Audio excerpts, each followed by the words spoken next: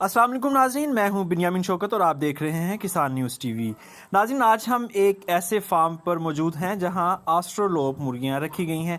नाज़रीन, आपको बताते चलें कि आस्ट्रोलोप पाकिस्तान में एक उभरता हुआ पोल्ट्री फार्म का बिज़नेस है जो आइंदा 5 साल तक अपने अरूज पर रहेगा। नाज़रीन, इस फार्म के ऑनर, इस फार्म के मालिक हयातुल्लाह खान साहब हमारे साथ मौजूद हैं। नाज़रीन, आपको बताते चलें कि हयातुल्लाह खान साहब बाय प्रोफेशन एक चार्टर्ड अकाउंटेंट हैं और उन्होंने अपना ये फार्म शुरू किया है। इनके और भी डिफरेंट कंपोनेंट्स हैं, जैसे लाइव स्टॉक फार्म और शीप गोट फार्म, और एक कंपोनेंट उनका आस्ट्रोलोप फार्म भी है। नाज़रीन, आइए आपकी उनसे मुलाकात करवाते हैं और उनसे इस बिज़नेस के बारे में चंद ज़रूरी सवालात पूछते हैं। जी सर, अस्सलाम वालेकुम। वालेकुम अस्सलाम। सर, क्या हाल चाल है आपके? अल्लाह का करम, अल्लाह का बड़ा एहसान है। आप सुनाए सर? जी अल्हम्दुलिल्लाह बिल्कुल ठीक है। आपका बहुत शुक्रिया कि आपने किसान न्यूज़ टीवी को अपने फार्म पर कवरेज की इजाज़त दी। सर, आपसे ये जानना चाहेंगे, सबसे पहले हमें बताएं कि ये आस्ट्रोलोप मुर्गी का बिज़नेस है क्या? बिस्मिल्लाहिर्रहमानिर्रहीम। पहले तो सबसे अहम बात यह है, कोई भी बिज़नेस उनके एक मुख्तलिफ स्टेजेस होती है। एस्ट्रोलॉप एक ऐसा बिज़नेस है कि पाकिस्तान में टोटली नया है और अभी ये ग्रोथ में है, ग्रोथ स्टेजेस में है। तो इसमें अर्निंग की जो पोटेंशियल है वो काफ़ी ज़्यादा है as compare to other businesses. तो अभी तक ये ग्रोथ में है, ये मेचोरिटी तक नहीं पहुंचा है और अभी जो इसका अंडा और इसका जो गोश्त है वो अभी लोग यूज़ नहीं करते हैं। मोस्टली जो इसका यूज़ है वो ब्रीडिंग पर्पस और हैचरी पर्पस के लिए वो रखते हैं। ये एक नया ब्रीड है और इसके काफ़ी ज़्यादा अच्छे कैरेक्टरिस्टिक्स है, तो इस वजह से ये काफ़ी अच्छा बिज़नेस है as compare to other golden मिशरी और इस तरह के और जो पोल्ट्री फार्म्स है उससे बेहतर है।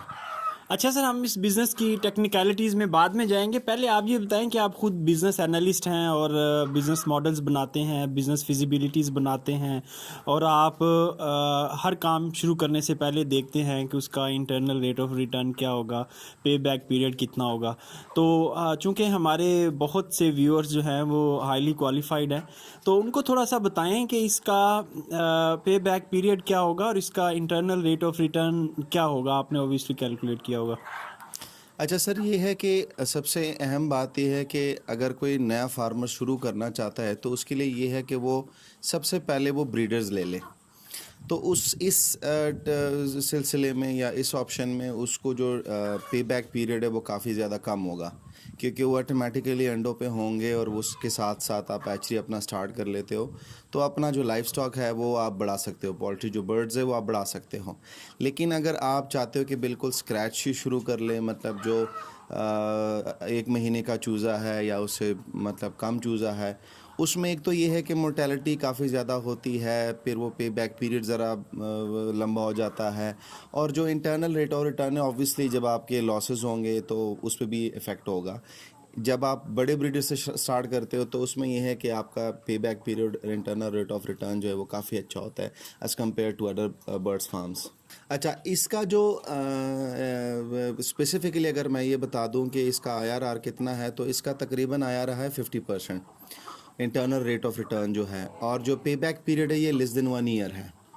तो इसमें ऑप्शन मैंने आपके साथ डिस्कस कर दिए कि कौन सा भाई किस तरह स्टार्ट करना चाहता है, वो टोटल स्क्रैच से स्टार्ट करना चाहता है या वो ऑलरेडी जो मेच्योर्ड बर्ड्स है जो अंडे दे रही है उनसे स्टार्ट करना चाहता है। यानी नाज़रीन, आपको मैं थोड़ा सा बताता चलूँ, हयातुल्लाह खान साहब का कहना है कि अगर आप अपने ब्रीडर्स लेके, उनसे एग्स लेके अगर आप फर्दर इसकी ब्रीडिंग करते हैं तो ये ज़्यादा वायबल बिज़नेस है। अच्छा सर, हमें थोड़ा सा ये बताएं कि ये जो आस्ट्रोलोप है, इसको ब्लैक गोल्ड भी कहा जाता है, ये किस तरह मुख्तलिफ है, ये क्यों स्पेशल है पाकिस्तान में as compare to golden mystery या बाकी जो हमारी देसी ब्रीड्स हैं? क्या ख़ासियत है इसमें जो उसको स्पेशल बनाती है, इसकी प्राइस जो इतनी ज़्यादा है? अच्छा, इसमें अगर मैं डिटेल में जाऊं तो कुछ इसके करेक्टर है तो उसके ऊपर मैं बात करना चाहूं। सबसे पहले ये है कि इनके जो आप शक्ल सूरत देखोगे, चाहे वो फीमेल हो या मेल हो, तो एक अच्छे साइज़ के होते हैं। दूसरी बात यह है कि इनका वज़न रेशो गेन करना और जो गोल्डन मिश्री है उनसे ये ज़्यादा है, मतलब ये 4 महीने का ऑलमोस्ट आप देखोगे तो तकरीबन 1.5-2 किलो तक हो जाते हैं, चूँकि दूसरे गोल्डन मिश्री है वो इससे कम होते हैं। इस तीसरी ऑप्शन पे अगर हम चले जाए वो ये है कि इनके जो अंडों का रेशो है वो 1 ईयर मतलब 365 डेज़ में ऑलमोस्ट तकरीबन 300 प्लस है। चूँकि अगर हम उसको दे के गोल्डन मिश्री को वो इससे कम है मतलब 200-250 के करीब है 365 डेज़ में।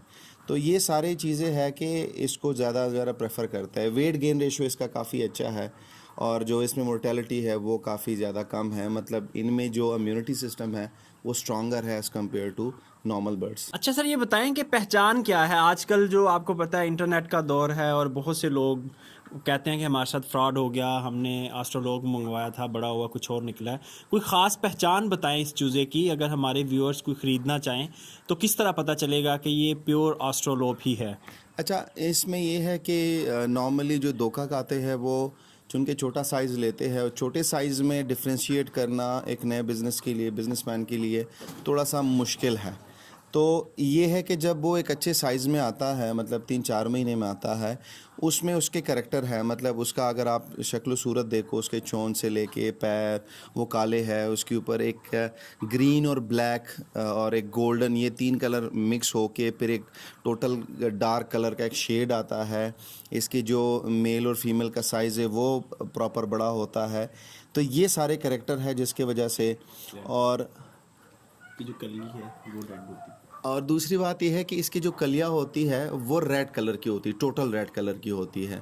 तो ये इसका पहचान है। सर थैंक यू, आपने बड़ी अच्छी पहचान बताई है ऑस्ट्रोलोप की और डिफ्रेंशिएट किया है दूसरे बर्ड्स से इसको। सर ये बताएं कि अगर हमारे व्यूअर्स ये बर्ड्स ख़रीदना चाहें, आपका चूंकि मैंने देखा है कि 100% प्योर ऑस्ट्रोलोप है आपके पास, तो क्या आप ये फैसिलिटेट करेंगे हमारे व्यूअर्स को कि वो आपसे परचेज़ कर सकें?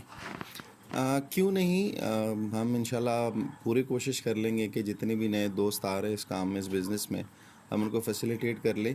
अलबत्ता हम ब्रीडर को सेल नहीं कर सकते क्योंकि हमारा अपना काम ये है कि हम प्योर चीज़ जो है, क्योंकि वो हमारे पास वो गारंटीड है, तो आगे उससे हम जो हैचिंग करते हैं वो, तो इंशाल्लाह उनको हम बर्ड सेल कर सकते हैं। जो चूज़े होते हैं वो मुख्तलिफ़ डेज़ के हो सकते हैं, तो वो हम अवेलेबल है, उनको फैसिलिटेट कर सकते हैं। और दूसरी बात यह है कि अगर किसी भाई के पास अपना हैचिंग सिस्टम हो और वो चाहता है कि वो हैचरी आप ख़ुद कर ले, तो उसके लिए फिर हम अंडे भी प्रोवाइड कर सकते हैं, उसका भी कोई इशू नहीं है। जी सर, बहुत शुक्रिया, आपने कीमती वक्त में से हमें टाइम दिया। नाज़रीन, अभी थोड़ी देर तक हम आपकी मुलाकात करवाएंगे इस फार्म के मैनेजर से जो इसको डेली लुक आफ्टर कर रहे हैं, जो इसको फीड करते हैं और जो इसकी मेडिकेशन करते हैं। कुछ देर बाद आपकी उनसे मुलाकात करवाते हैं। जी नाज़रीन, हमारे साथ इस वक्त मौजूद हैं आसिफ, जो इस फार्म के मैनेजर हैं और सारा फीड प्लान और वैक्सीनेशन और सेल परचेज़ इनके ज़ुम्मे है। आइए इनसे बात करते हैं। जी आसिफ साहब, अस्सलाम वालेकुम। वालेकुम अस्सलाम। सर क्या हाल चाल है? अल्हम्दुलिल्लाह बिल्कुल ठीक। सर सबसे पहले ये जो माशाल्लाह इतना खूबसूरत आपने एस्ट्रोलोप का पोल्ट्री फार्म बनाया हुआ है, ये हमें बताएं कि इतने बड़े ये आपके बर्ड हैं, इनको आप फीड क्या देते हैं? आम तौर पे जो बर्ड्स की फ़ीड हम यूज़ करते हैं वो एक आम फीड है। उसके साथ हम वेजिटेबल्स इनको देते हैं जिसमें पालक, टमाटर वगैरह, और ऑर्गेनिक फ़ीड हम खुद से इसकी बनाने की तैयारी में हैं, जो कि उम्मीद है जल्द ही हम इसकी ऑर्गेनिक फ़ीड भी तैयार करेंगे और फिर मुकम्मल ऑर्गेनिक फ़ीड के ऊपर बर्ड्स को पाला जाएगा। अच्छा आसिफ साहब, बर्ड्स की सेहत के हवाले से थोड़ा बताइए कि इनको आप वैक्सीनेशन कब कब कैसे कैसे करते हैं? इन बर्ड्स की जो स्टार्टिंग की वैक्सीनेशन है वो हमने एनिमल एक डॉक्टर जो हैं उनको किया हुआ है हायर। वो आते हैं, इनकी जो स्टार्ट की वैक्सीनेशन है वो खुद कर देते हैं और बाद में हर महीने के ड्यूरेशन में हम इनको रानी खेत की जो वैक्सीनेशन है वो हम इनको खुद कर देते हैं। अच्छा आसिफ साहब, एक जो बर्ड है उसकी टोटल लाइफ क्या है? कितनी देर इसका जो प्रोडक्टिव रहता है ये बर्ड? आम तौर पे जो बर्ड है ये 1.25 साल से 2 साल तक जो है प्रोडक्टिव रहता है, अच्छे तरीके से अपनी एग्स की प्रोडक्शन वगैरह देता रहता है। ठीक है, उसके बाद जो है इसको हम स्टार्टर कर देते हैं। आसिफ हमें ये बताएं कि ये जो प्रैक्टिकली थ्योरेटिकली तो इसका काफ़ी सुना है कि ये 300 से ज़्यादा अंडे देता है, प्रैक्टिकली बताएं ये बर्ड साल में कितने अंडे दे देता है? ये बर्ड साल में एवरेज जो है 300 एग्स रेंज करता है, जबकि गोल्डन मिसी वगैरह से अगर कंपैरिजन किया जाए तो एक बहुत अच्छी एवरेज है। अच्छा, ब्रीडिंग पर्पस के लिए अंडे लेने हों तो कितनी मुर्गियों के साथ एक मुर्गा रखना पड़ता है? आमतौर पे जो प्रैक्टिस यूज़ की जाती हैं उसमें 7 या 8 बर्ड्स के साथ एक मुर्गा रखा जाता है। हम अपने फार्म के ऊपर 5 मुर्गियों के साथ एक मुर्गा रख रहे हैं। ये एक आइडियल प्रैक्टिस है आप इनको अप डाउन भी थोड़ा बहुत कर सकते हैं, लेकिन 5 या 6 के साथ एक आप अगर मुर्गा रखते हैं मुर्गियों के साथ, तो वो आपकी अच्छी ब्रीडिंग पर्पज़ के लिए एग्स प्रोवाइड कर देते हैं। इससे एग्स जो हैं वो ज़्यादा फर्टाइल होते हैं। अच्छा आसिफ साहब, अंडे और मुर्गी की प्राइस क्या है, किस रेट पे आप एंड कंज्यूमर को ये सेल करते हैं? हम बेसिकली ब्रीडर्स जो हैं वो सेल नहीं करते, और जो चिक्स की प्राइस है वो मार्केट डिमांड के हिसाब से अप डाउन होती रहती है।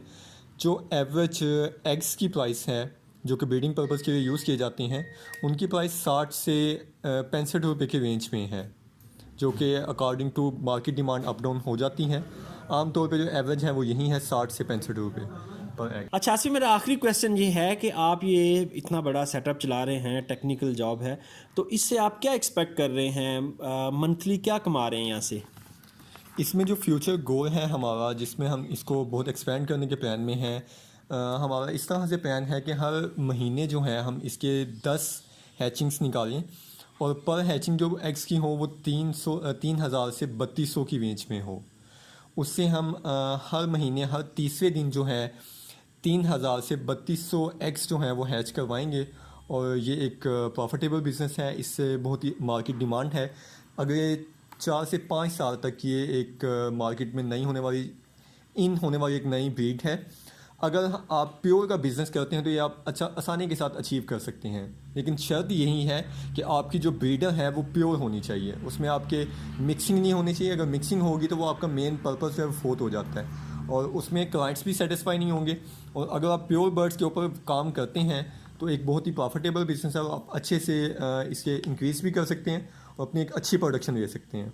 हमारे नाजरीन को थोड़ा फिगर बताएं कि कहाँ से कहाँ तक आप पर मंथ रेवेन्यू जनरेट करेंगे इस फार्म से? इससे हम 10 से 15 लाख की रेंज में जो रेवेन्यू है वो जनरेट करेंगे फ्यूचर में। अभी इन प्रोसेस हैं, हम इस फार्म को इंक्रीज़ कर रहे हैं, और जल्द ही इंशाल्लाह इस फिगर को हम अचीव कर लेंगे। इससे हम 10 से 15 लाख पर मंथ हम इससे अचीव करेंगे। अभी फार्म को हम मज़ीद स्केल अप कर रहे हैं, इंशाल्लाह जल्द ही हम इस टारगेट को अचीव कर लेंगे।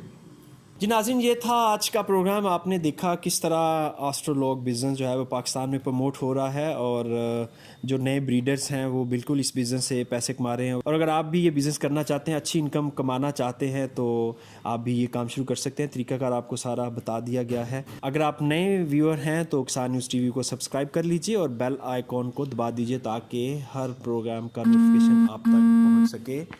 अपने मेज़बान बिन्यामिन शौकत को इजाज़त दीजिए। खुदा हाफिज़।